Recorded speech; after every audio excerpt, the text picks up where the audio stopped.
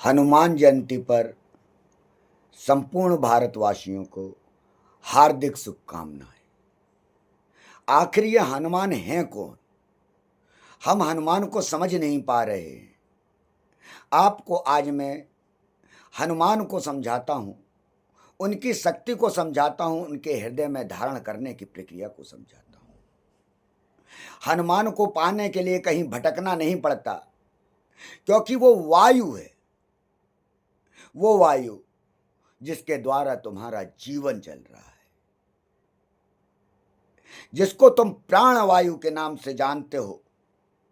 हमारे शरीर के अंदर जो वायु के 5 विभक्तिकरण करे गए हैं, उसमें प्रथम प्राण वायु ही है। और जो हमारा पंचमुखी हनुमान है वो यही है, प्राण अपान उदान व्यान। हमारे 5 जो प्राण वायु होते हैं उसके हनुमान तत्व को समझो।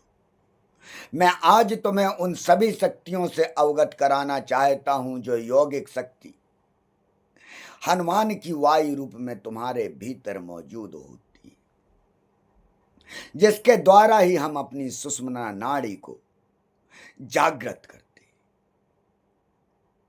हमारी जो प्राण वायु है वो हमारे शरीर के भीतर प्रवेश करती है, और हम जितना उसे अपने अंदर रोके रहते हैं, जिस प्रकार से मैं अभी उसे अंदर रोके हुए हूं, तो वो मैं हमारे उदान वायु, जहां पे हमारा आधार चक्र होता है, जहां पे कुंडली 3.5 हाथ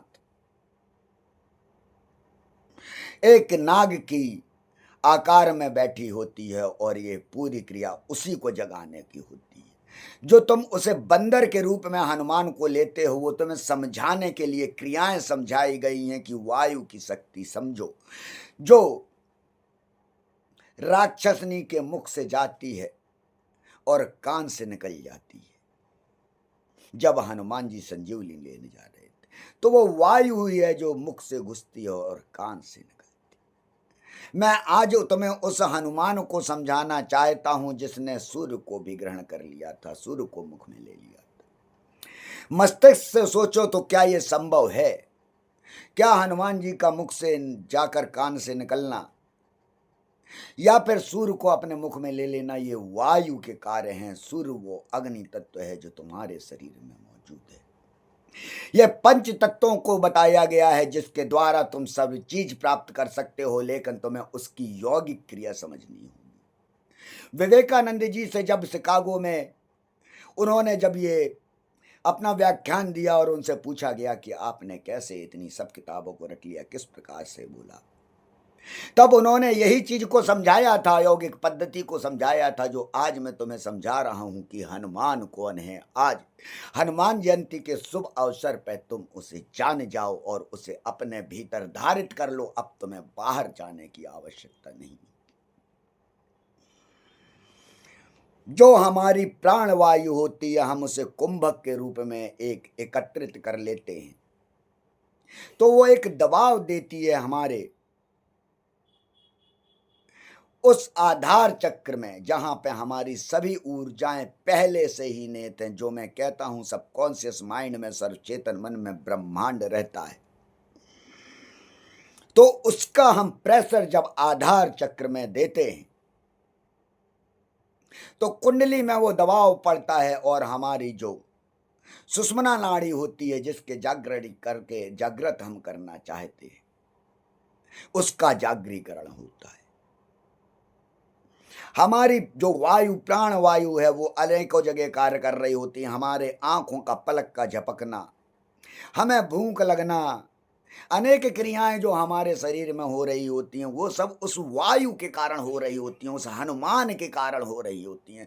यह हनुमान ही तुम्हारे शरीर को पूरा चला रहा है, बस तुम्हें उस हनुमान को समझना है।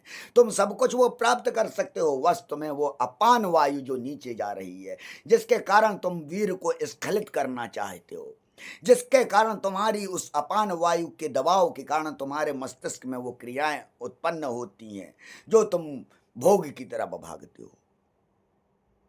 तो ये प्राण वायु जो होती है, जब हम इसे खींच के कुंभक के रूप में ले लेते हैं तो अपान वायु को, हमारी जो कुंडली आधार में बैठी हुई होती है, उसको जागृत करती है। उसके जागृत करने से हमारी जो मानसिकता वीर को स्खलित करने की होती है, वो उल्टा ऊपर की ओर स्फुटीकरण करने लगती है। जिसको तुम कहते हो शक्तिपात, वो ऊर्जा रूपांतरित होने लगती है। ये क्रिया ऊर्जा रूपांतरण की है।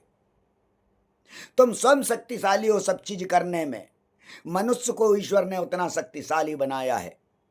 रजनीश ने यही कहा, विवेकानंद ने यही कहा कि जागो जागो जागो, अपनी ऊर्जा को ऊपर की ओर उठाओ और स्वयं इतने शक्तिशाली बनो कि जो तुम चाहते हो वो प्राप्त करो। यह सर्वचेतन मन को अधिक शक्तिशाली बनाने की क्रिया है, क्योंकि सर्वशक्तिशाली हमारा सर्वचेतन मन है, जिसे हम कहते हैं ब्रह्म। ब्रह्मा विष्णु महेश तुम्हारे भीतर ही मौजूद हैं। काली दुर्गा भैरवी तुम्हारे भीतर ही मौजूद है, बस तुम उसे जान नहीं पाते। और वायु वो तत्व है, हनुमान वो तत्व है।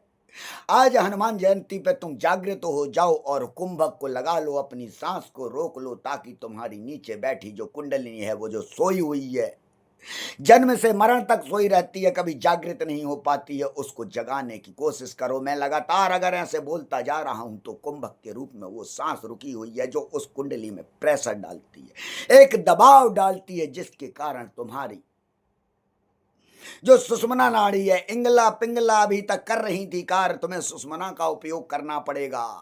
अगर तुम्हें शक्तिशाली बनना है, वास्तव में तुम चाहते हो कि तुम दूसरों से अलग हटके तुम सम ब्रह्मास्मि कह सको, अपना ब्रह्म बनो तुम, तो तुम्हें सुषुम्ना को जागृत करना होगा। और सुषुम्ना जागृत तब तक नहीं हो सकती जब तक तुम्हारी वीर शक्ति नीचे की ओर नहीं जाने की जगह ऊपर की ओर उठने लगे।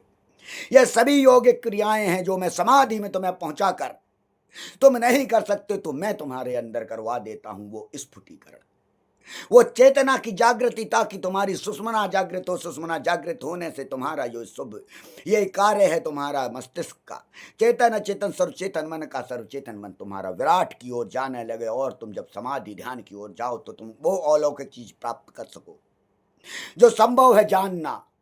और तुम अगर अपनी आत्मशक्ति बना लेते हो और इससे धारणा धारित कर लेते हो, तो तुम भी बदलने में सक्षम हो जाते हो। बस मैं यही कहता हूं कि अहम ब्रह्मास्मि, तुम दूसरी चीज को बदलने की कोशिश नहीं करो।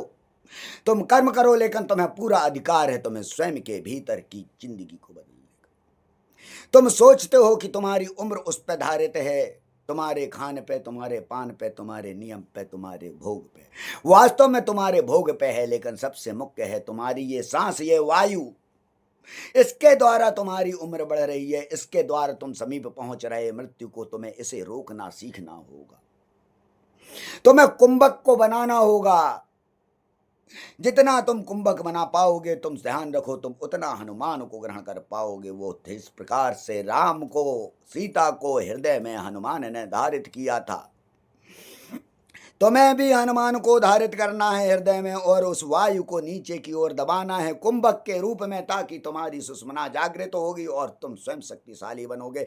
तुम अपने भविष्य के निर्माता स्वयं बनोगे।